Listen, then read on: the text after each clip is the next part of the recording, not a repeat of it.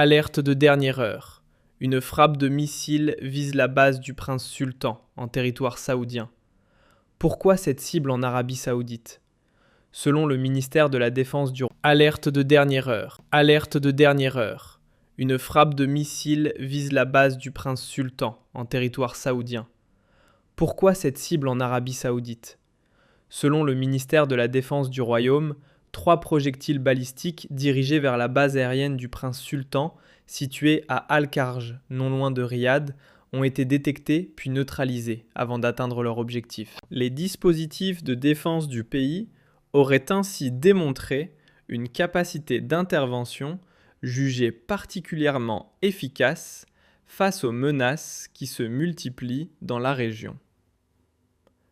Cette réactivité est présentée comme essentielle pour préserver l'intégrité du royaume, maintenir la sécurité et la cohésion nationale et protéger à la fois les lieux sacrés, les ressources stratégiques et les acquis du pays.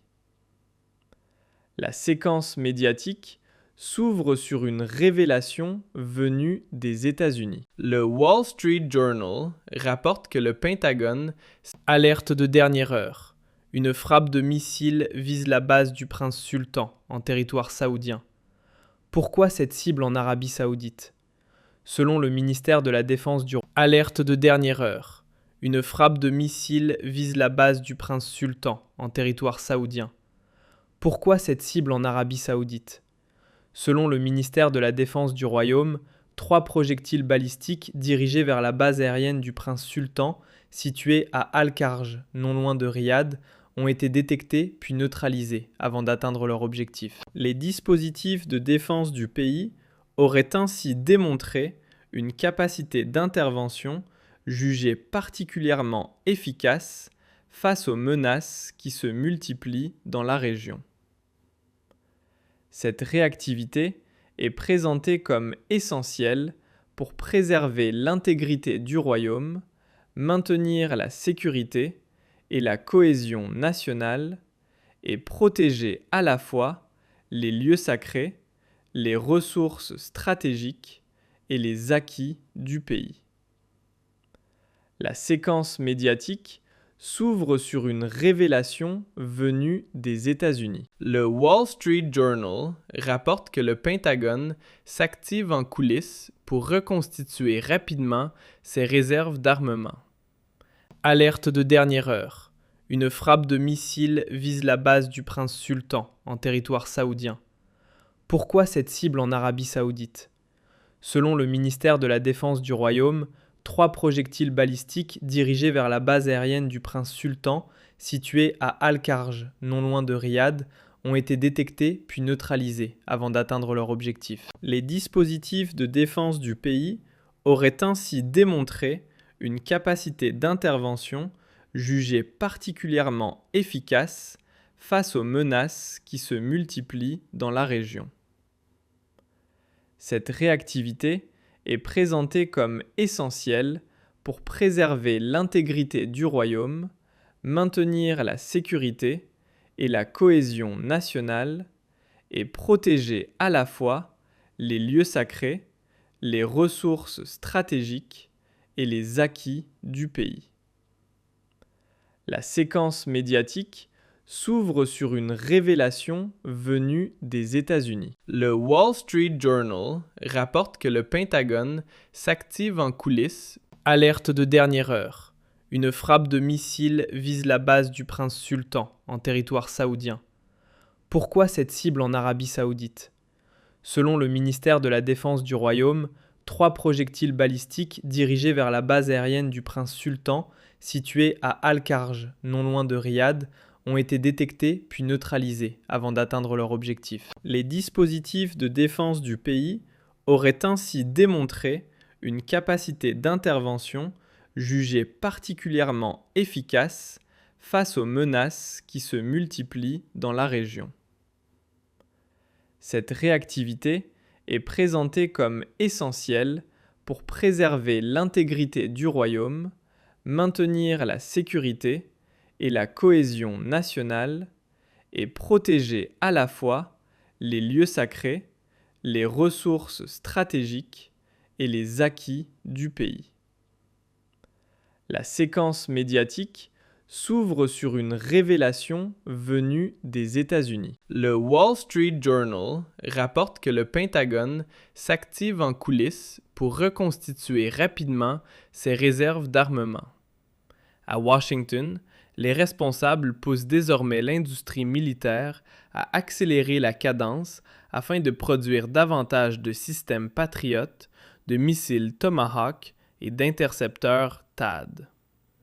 Cette mobilisation industrielle intervient au moment même où le département de la Défense réclame au Congrès une enveloppe exceptionnelle d'environ 50 milliards de dollars. Dans le même temps, Donald Trump a lancé un message direct aux membres des gardiens de la révolution iraniens, qu'ils appartiennent à l'armée ou à la police.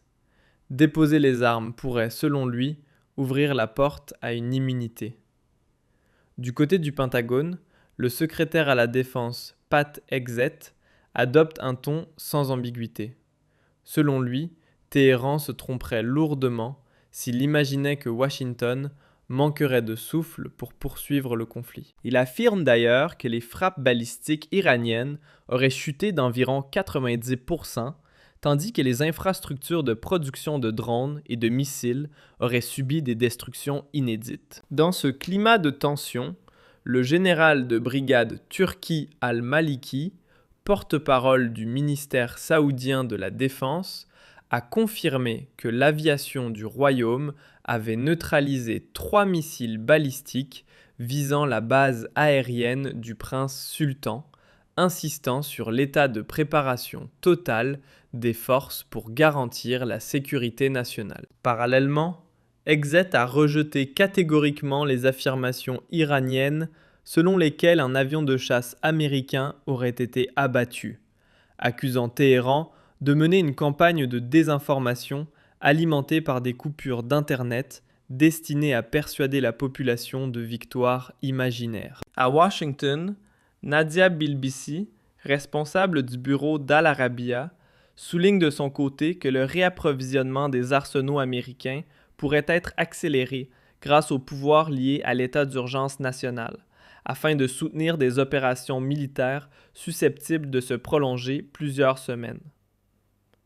À l'intérieur même de l'Iran, le diagnostic dressé par le professeur Gabriel Somme se veut particulièrement sombre. Selon lui, les dispositifs de défense maritime et aérienne du pays seraient désormais quasiment inopérants, tandis que plusieurs installations nucléaires et complexes de fabrication d'armes auraient été sévèrement touchés par des frappes successives. Dans ce contexte, Téhéran se retrouverait face à une alternative brutale. Capituler ou voir son système politique profondément bouleversé. Certains analystes évoquent même la possibilité d'une fragmentation interne, alimentée par l'immensité du territoire iranien et par la diversité de ses communautés ethniques.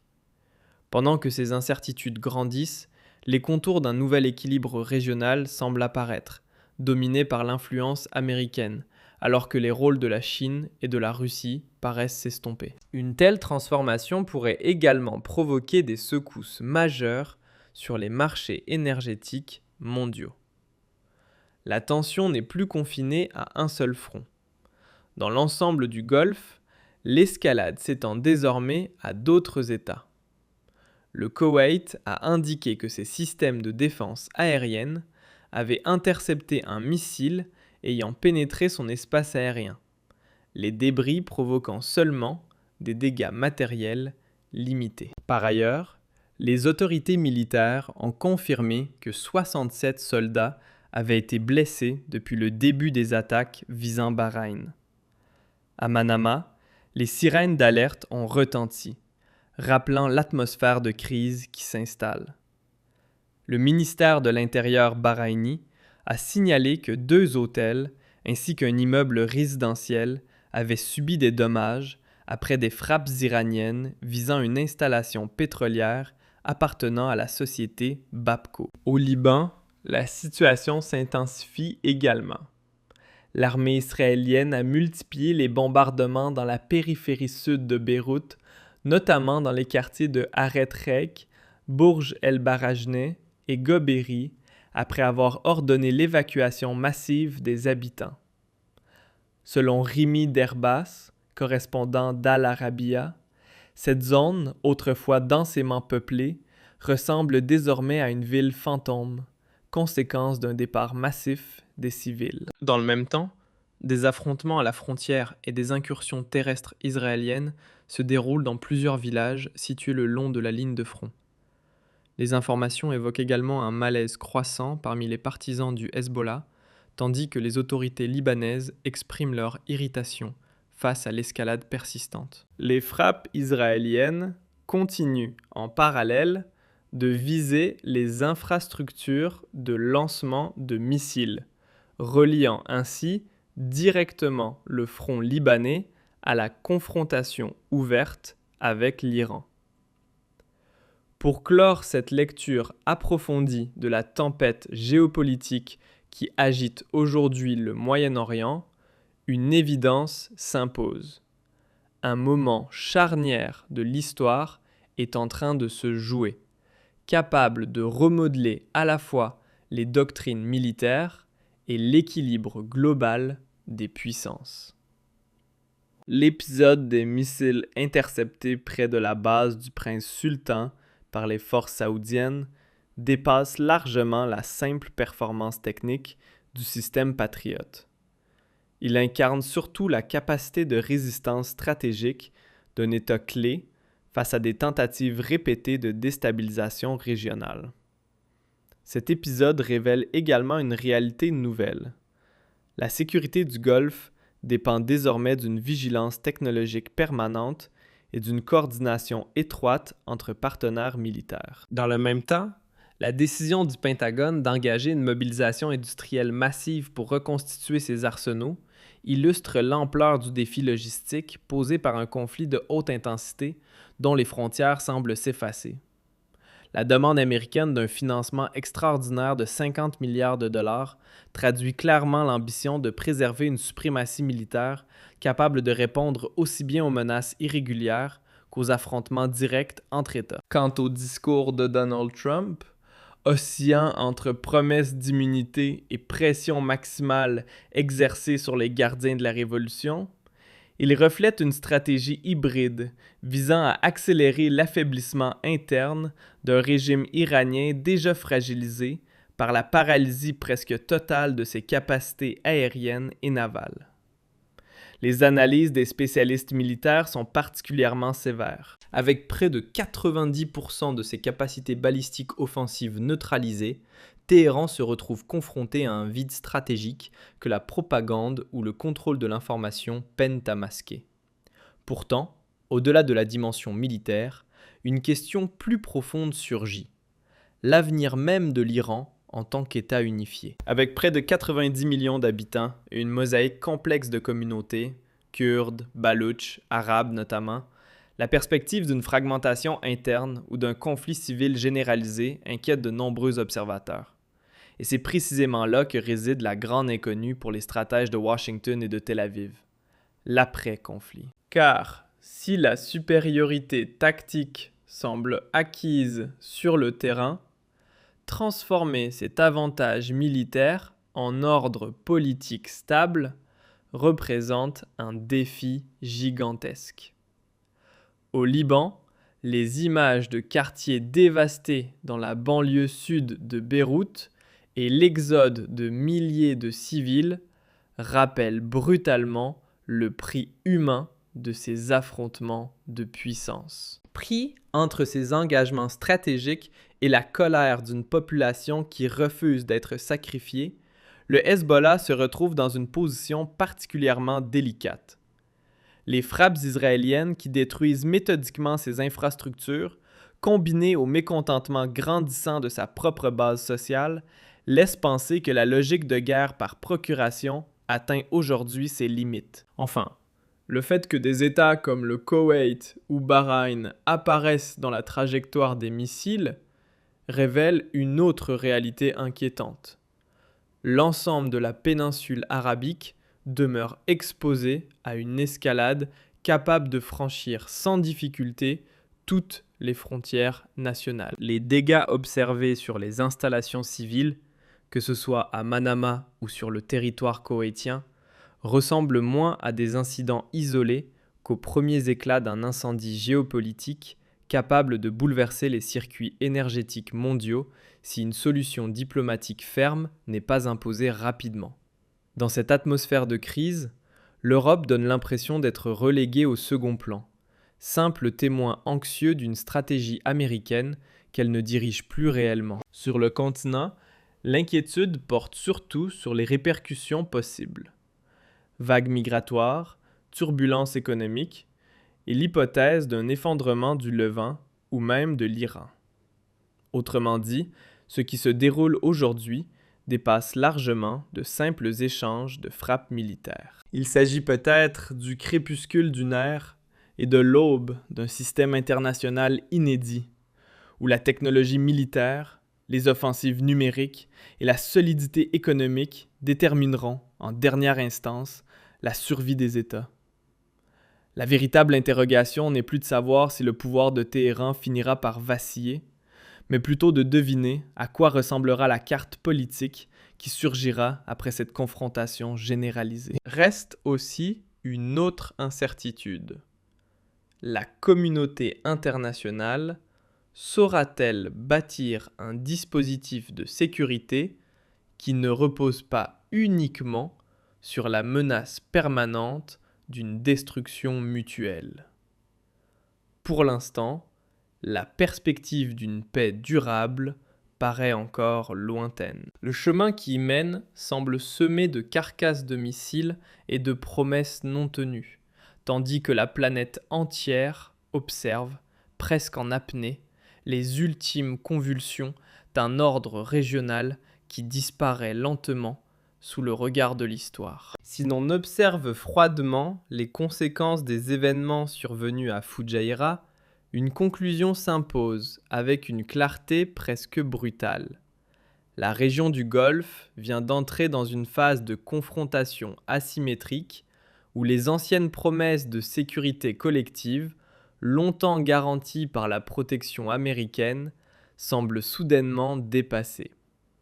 Les nouvelles capacités balistiques et technologiques attribuées au corps des gardiens de la Révolution ont profondément modifié les règles du jeu. L'épisode qui a touché les installations pétrolières de Fujairah ne peut donc pas être réduit à un simple incident technique ni à un dommage collatéral lié à l'interception d'un drone.